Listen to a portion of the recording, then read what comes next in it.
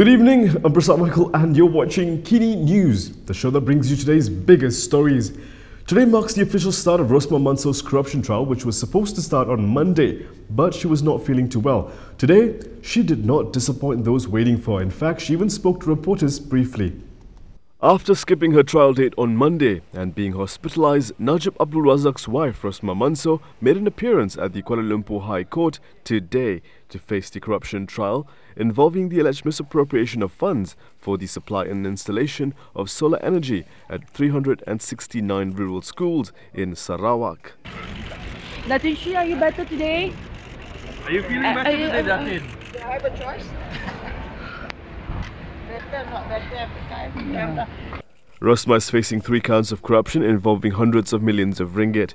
Previously, on November 15, 2018, Rosmah pleaded not guilty to 2 counts of soliciting 187 million ringgit and receiving 1.5 million ringgit for projects to provide solar energy to rural schools in Sarawak.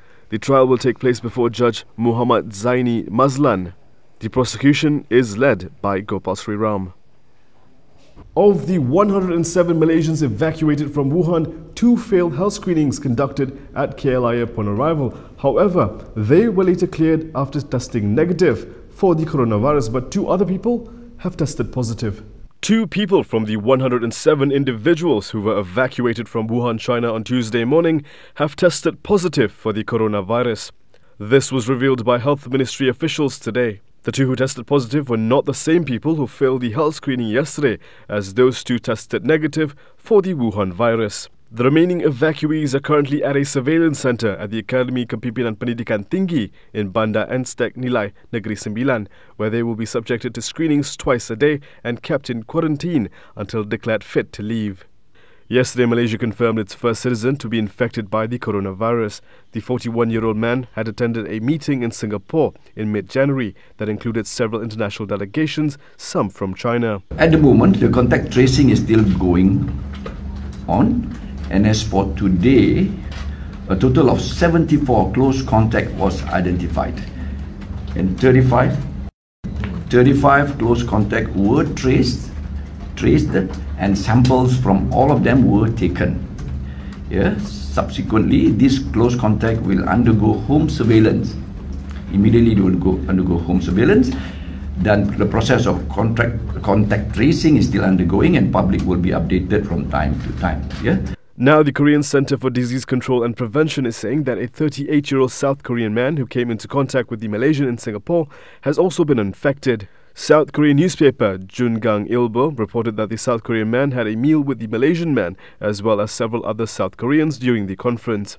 Singapore's Health Ministry said on Tuesday that the meeting involving the Malaysian took place at the Grand Hyatt Hotel, adding that the city-state was working to identifying individuals in close contact with the cases. A spokesman for the Grand Hyatt Hotel in Singapore could not be immediately reached for comment. A journalist has claimed trial at the Kuala Lumpur Magistrates Court to 3 charges of making statements which could disrupt public peace in relation to the novel coronavirus. A journalist claimed trial at the Kuala Lumpur Magistrates Court to 3 charges of making statements which could disrupt public peace. The statements were in relation to the novel coronavirus.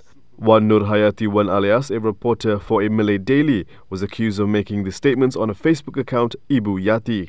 She pleaded not guilty after the charges were read before Magistrate Taufik Afandi Chin today. The court released her on a 4,000 ringgit bail for each charge with 1 surety. The case is fixed for mention on March 11. On January 29th, Federal Criminal Investigation Department Chief Huzair Muhammad, through a media statement, said that cops were investigating several social media users for spreading unverified or fake news in regards to the coronavirus. With 3 already charged with spreading fake news on the coronavirus outbreak, the Royal Malaysian Police said more people can expect to face the music soon. Deputy Inspector General of Police Rosmah Mansor said today that the police will no longer take a soft approach when dealing with those spreading fake news on the Wuhan coronavirus. Pagi ini ada pendakwaan di mahkamah dan yang lain tu tunggu habuan masing-masing. Tunggu habuan masing-masing. Saya tak mau cakap lagi dah tentang nasihat ke bagi amaran, no point. So you face the law in court. Okay? Mazlan said from the 14 cases investigated by the police so far, 3 cases have received the green light from the Attorney General's chambers to be charged in court. Action can be taken under Section 505 of the Penal Code for publishing and circulating rumours likely to cause fear and alarm to the public, where those found guilty will be jailed up to 2 years or fined or both. Offenders can also be investigated under Section 233 of the Communications and Multimedia Act, which provides a year in jail and a maximum fine of 100,000 ringgit or both. Police have welcomed the government's decision to consider tightening existing laws to curb the issue of driving under the influence. Deputy IGP Rosmah Mansor said the police welcomed the government's plan to tighten existing laws against drunk driving. Rosmah said this in response to a question on Transport Minister Anthony Lok's statement for heavier punishments against driving under the influence. Rosmah said the harsher laws are needed to deter those who drink and take drugs and drive. Seperti mana saya sebutkan tadi bahawa kita mengalu-alukan pendekatan oleh pihak kerajaan untuk mengambil tindakan undang-undang yang sekeras-kerasnya ke atas all this influence of alcohol, drugs sebagainya semasa memandu dan juga menunggang motosikal. Ya, memang pihak polis menunggu saja undang-undang ini. Ya. Last week, Lok said the government agreed in principle to tighten existing laws on driving under the influence of alcohol and drugs. He said a review and discussion would be held before bringing the proposed amendments to Parliament. The death toll from the novel coronavirus nears 500 in China, and authorities in Wuhan are converting 11 buildings into hospitals to accommodate the influx of patients. Wuhan, the epicenter of the coronavirus outbreak in China, has converted a gymnasium, an exhibition center and a cultural complex into makeshift hospitals. The 3 venues will have more than 3,400 beds in total for patients suffering from cases of the infection. Local authorities announced that another 8 existing venues will also be converted into hospitals to receive patients infected with the virus. Once all 11 buildings are converted, they will be able to accommodate 10,000 patients. The overall death toll from the coronavirus outbreak in China passed 490 on Wednesday. China's National Health Commission said another 65 deaths were recorded on Tuesday. So far, there have been 2 deaths outside of China, one in Hong Kong and the other in the Philippines. Coming up next, drama as President Donald Trump delivers his State of the Union address. Pollution of nature is a problem everywhere, and for one of the world's longest rivers, there's no exception. All that and more after this.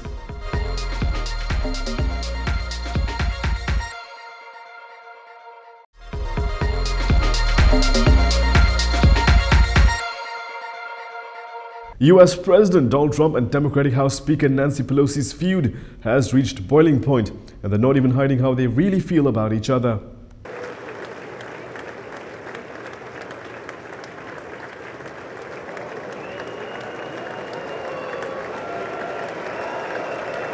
A bitter feud between US President Donald Trump and top Democrat Nancy Pelosi boiled over at his State of the Union speech on Tuesday, with Trump snubbing her outreached Anne and Pelosi ripping apart a copy of his remarks behind his back.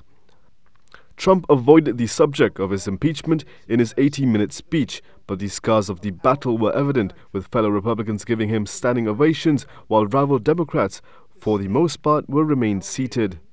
When his speech ended, Pelosi stood and tore up her copy of the remarks he had handed to her. The Republican-led Senate is expected to acquit Trump on Wednesday of charges he abused his power and obstructed Congress. In his speech, Trump presented himself as a big improvement over Democratic President Barack Obama, whom he succeeded 3 years ago, saying he had bolstered U.S. economic growth and increased jobs. Like many other countries in the world, Egypt has a challenge with plastic waste entering its rivers. The problem is made worse for Egyptians, as 95% of their drinking and irrigation water comes from the Nile. For years, Egypt has been pouring pollutants into the Nile. Water pollution in the Nile is a serious problem, as the river provides the country with nearly 95% of their drinking water and irrigation water. In the past few years, the local government has been working hard to address this issue and eliminate the sources of water pollution. Many Egyptians are also helping out, with youths and non-government organizations engaging in cleanup campaigns across the country. I have always been concerned about the quality of drinking water, and that pushed me to learn more about the Nile pollution. I started speaking to people who throw litter in the Nile. Then I engaged in a bigger campaign. We started our work to clean the Red Sea. our campaign picked up around 300 tons of plastic. Thanks to the efforts of these young Egyptians, Nile cleanups have become a new trend. NGOs have expanded their awareness efforts from adults to children, as they found it is more effective to teach the young about how plastic harms to the environment before they develop a habit of throwing litter into the Nile. NGOs are leading massive awareness and cleaning campaigns. Because the state cannot work on its own, NGOs have done a great job to remove plastic waste. Their efforts to remove the waste might not be significant to the volume of water in the Nile, but it's very effective in terms of highlighting the threats of water pollution. As the Nile stretches for more than 1,000 kilometers, cleaning it up requires a lot of hard work. Volunteers have also approached fishermen and wastewater sorters to teach them how to generate a cash flow from picking up plastic from the river. So simply, converting a challenge to an opportunity, showing an added value is the key to the success of this. Egypt plans to put an end to all industrial wastes in the Nile by the year 2030. And here are other top stories from today.